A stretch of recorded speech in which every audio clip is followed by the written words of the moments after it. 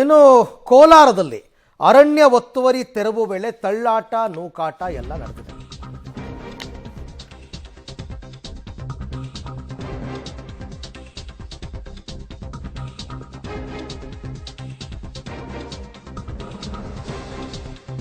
ಕೋಲಾರದಲ್ಲಿ ಅರಣ್ಯ ಒತ್ತುವರಿಯನ್ನು ತೆರವು ಮಾಡೋದಕ್ಕೆ ಹೋದಾಗ ತಳ್ಳಾಟ ನೂಗಾಟ ಯಾರ್ಯಾರು ಅರಣ್ಯ ಇಲಾಖೆ ಅಧಿಕಾರಿಗಳು ಮತ್ತು ಗ್ರಾಮಸ್ಥರ ಮಧ್ಯೆ.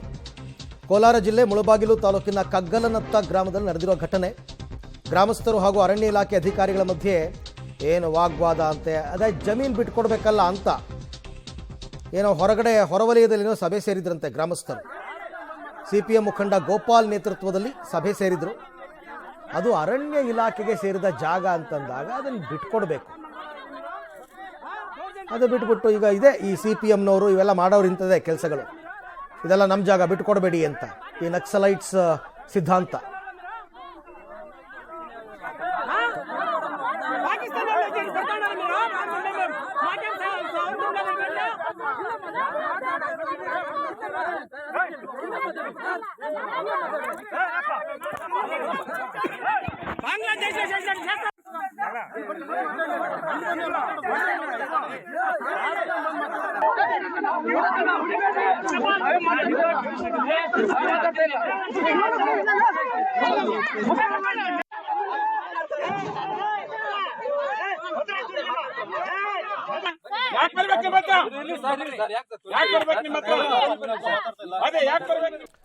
ಸೊ ಇದು ನೋಡೋಣ, ಇದು ಸದ್ಯಕ್ಕೆ ಅರಣ್ಯ ಇಲಾಖೆಯ ಜಾಗವನ್ನು ಯಾರೂ ಒತ್ತುವರಿ ಮಾಡ್ಕೊಳ್ಬಾರ್ದು ಅಂತಕ್ಕಂಥ ರೂಲ್ಸೇ ಇದೆ.